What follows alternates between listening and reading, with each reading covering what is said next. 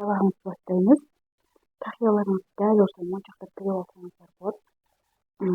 Мына мата шекерге қиыленгеннен кейін ашылып кетуі мүмкін. Сондықтан міндетті түрде осындай моншақпен әшекейлеп астынан тігіс жасап аласыздар. Ашылып кетпеу керек. Және мынандай оюды өздеріңіз тіксеңіздер болады. Болмаса қазіргі этно әшекейлер өте көп. Тиыннан неше түрлі оюлы әшекейлерді безендіріп белінен айналдырып тіксеңіздер болады. Мен енді осылай жасадым. Енді осының астарын тігеміз қазір. лекаламызды қойып астарын тікпес бұрын анық қылып сызып аламыз. Және тігіске орын қалдырып кішкене 0,5 және 0,7 сантиметр етіп тігіске мата қалдырамыз шетінен. Міне выточкасын бәрін белгілеп, выточкасын белгілеп аламыз. Және ободоктың астыңғы жағы тоже түзу етіп, жиегін түзу етіп сызып аламыз. Және түзу етіп кесіп аламыз. Және астарын қайырып бірден тіктеп алдым. Мен бірінші выточкасын тігеміз.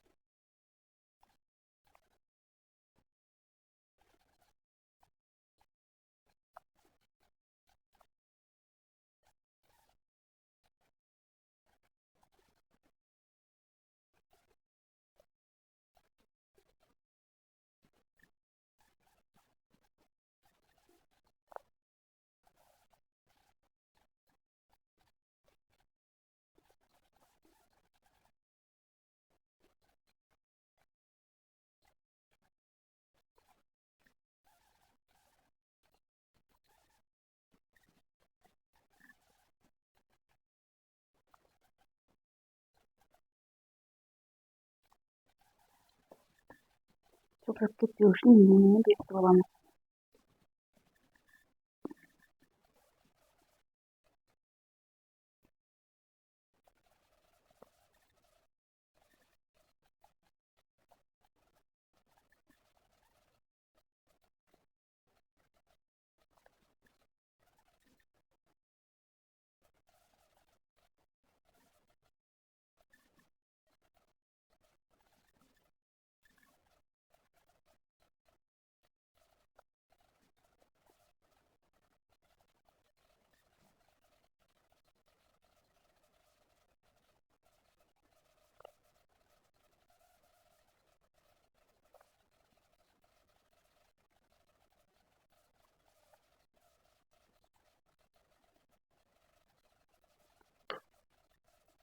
Майда тігістен тігеміз.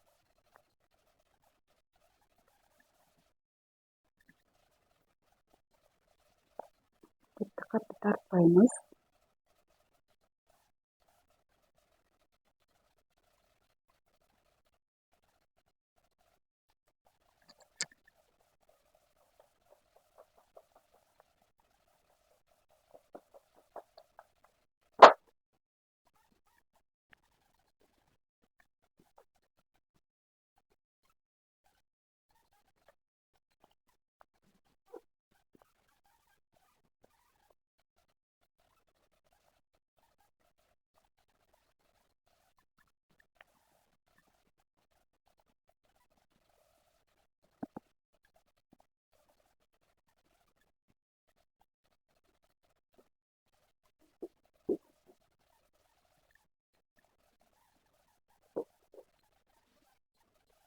Дәл осылай выточкасын тігіп аламыз.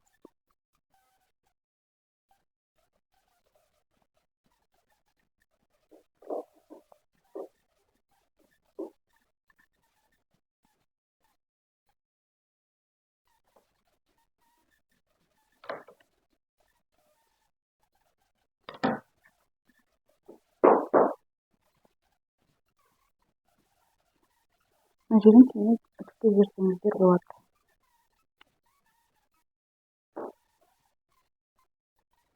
Дәл осылай үтіктеп аласыздар. Енді мына жерін кесіп алмай қойсаңыздар болады. Ободогын тікпес бұрын ең бірінші қарайтын мәселе бұл тақияның астары, яғни өзінен бірдей боласыздар. Яғни тігіске мата кетеді, тігіске кішкене мата қалдырып кетесіздер.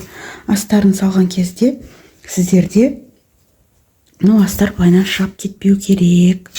Сондықтан ровно 0,5 сантиметрдей ішке кіріп тұратындай қылып аласыздар, өлшеп аласыздар. Одан кейін екінші мәселе, яғни астары ровно жату үшін инемен белгілеп аласыздар. Мынау шетін фиксировать етіп.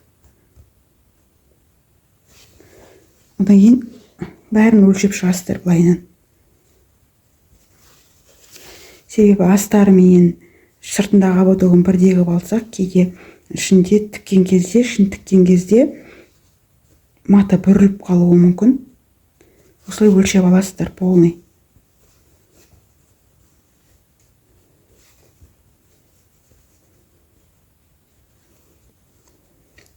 Және екеуін беттескен жерін мен алдын ала уже өлшеп белгілеп алдым.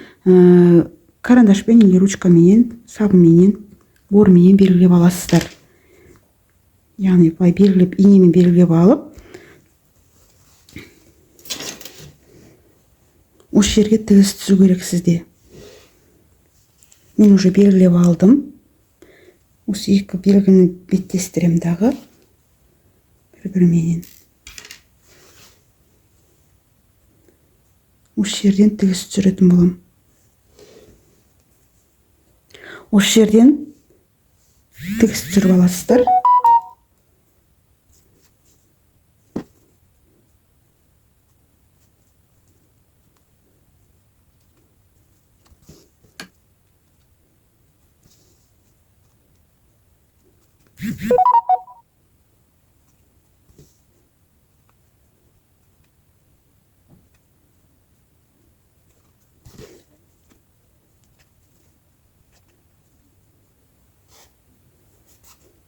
Жіпті қатты тартпаймыз.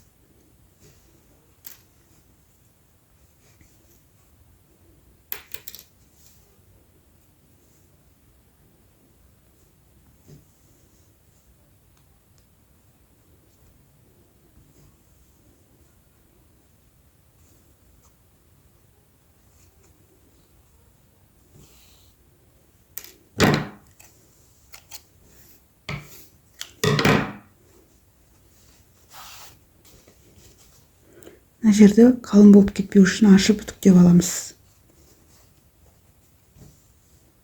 Деп алдық. Енді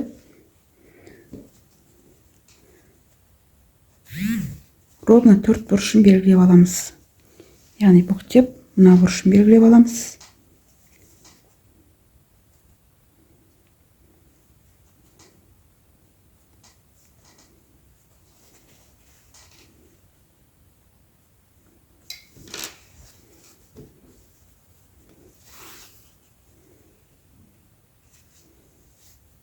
Дәл осылай бүктеп, мына бұрышын белгілеп аламыз.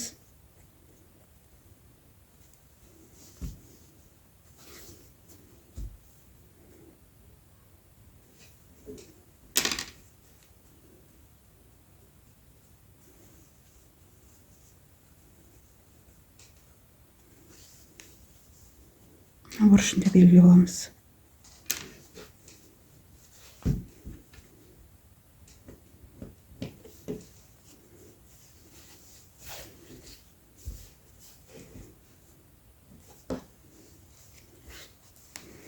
Енді мына төбесінде 4 бұрышын белгілеп аламыз.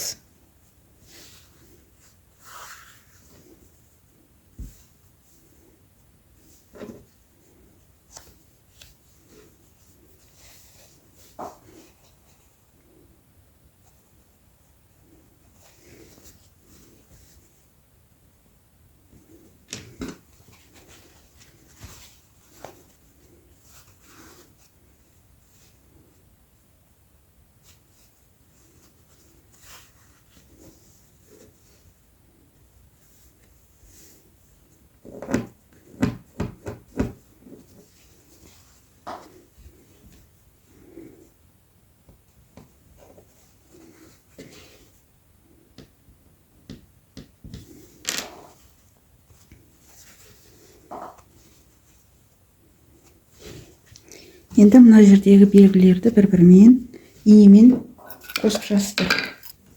Иімен көктеп қосып шықсаңыздар да болады, иімен қосып шықсаңыздар да болады.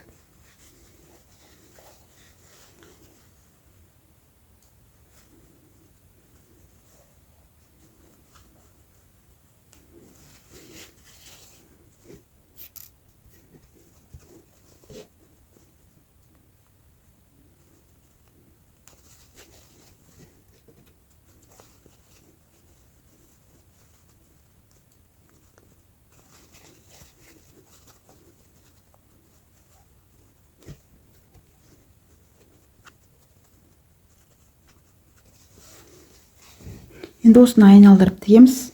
Айналдырып тіккеннен кейін мен сіздерге қосылатын боламын.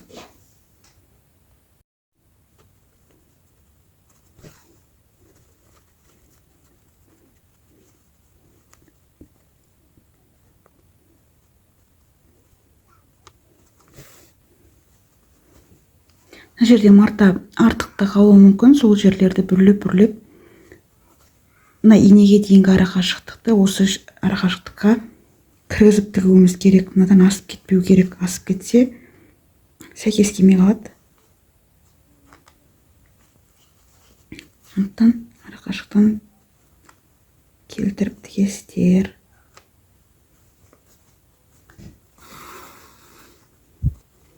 Майда тігіспен тігесіздер. Ірі тігіс болса, астарын аударған кезде арасы ашылып көрініп қалуы мүмкін.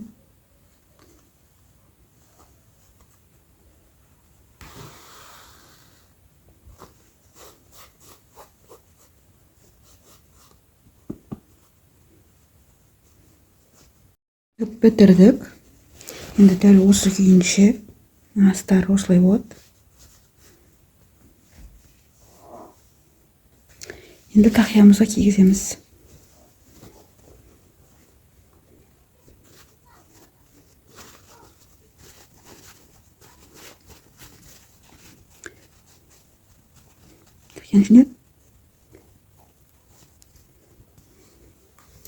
Егер ыстық клей болса, астынан ыстық клейменен клейтетіп алсаңыздар болады. Болмаса, мына ішінен көрінбейтін етіп, сыртынан фиксировать етіп тігіп алсаңыздар болады.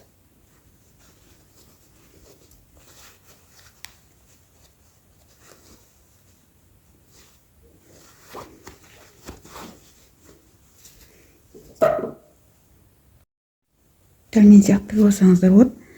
Ине жіппенен тігілген жерді фетрге қадап тігеміз. Сыртына шығармаймыз. Астында фетрді ғана аламыз.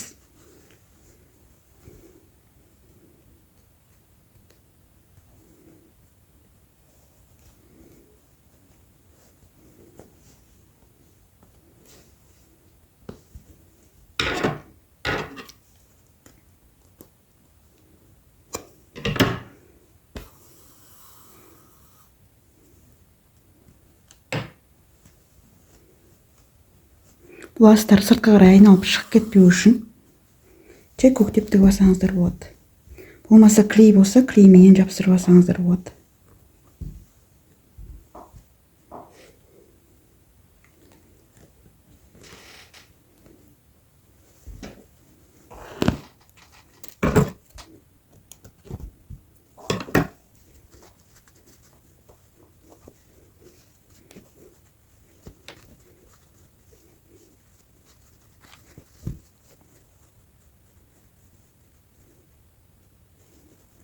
Астыңғы фетрді ғана іліп алыңыз.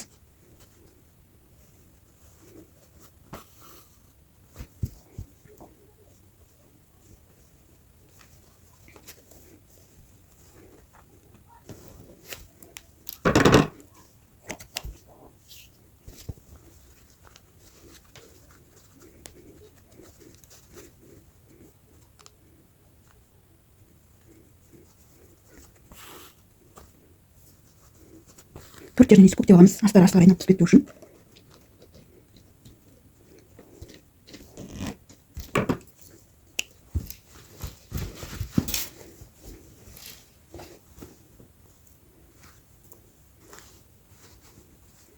Кейін сіздерде астарларыңыз қимылдап кетпейтін болады.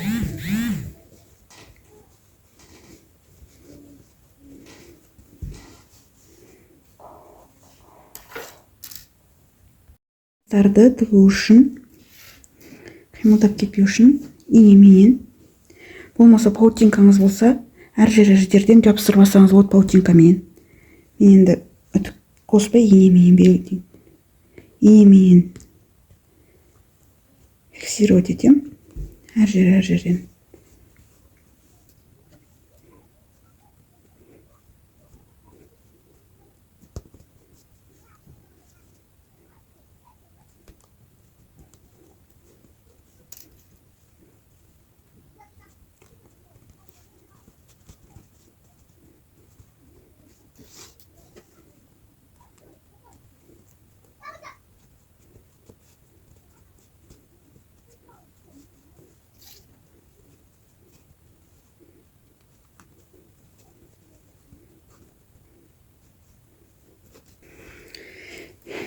Фиксировать етіп алдым инемен.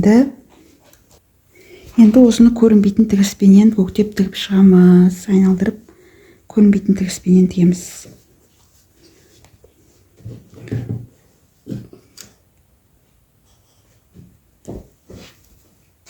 Яғни ине жіпті астынан аламыз.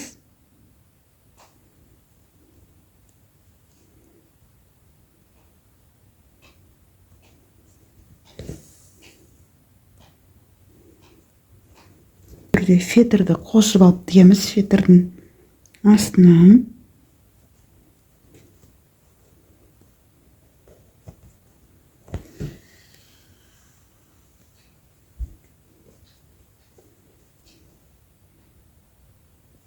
Фетрдің астынан аламыз.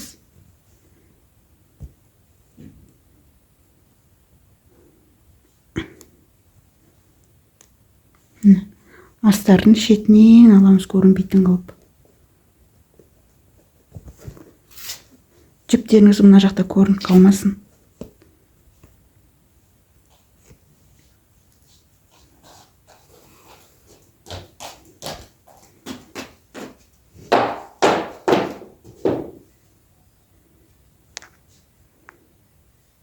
Тура жанынан тігі шыққан жерден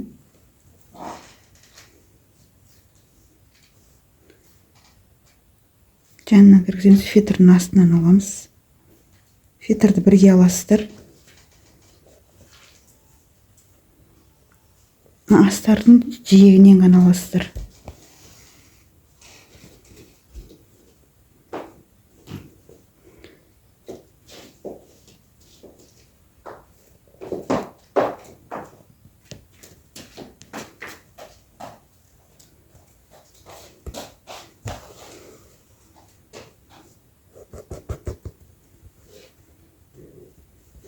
Сонда міне көрінбейтін тігіс. Сіздерде астар көрінбейді. Астарда тігістің ізі қалмайды. Осылай айналдырып тігіп шығасыздар. Тағы да бір рет көрсетейін. Тура ине жіп шыққан жерден астындағы фетрді қосып аласыздар.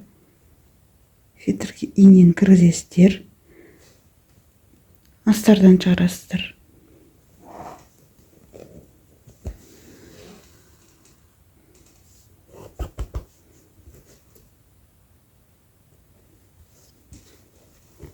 Сонда сіздерде точка ғана көрінеді. Қатты тігіс көрінбейді. Ине жіпті қатты тартпайсыздар. Осылай айналдырып тігіп шығасыздар.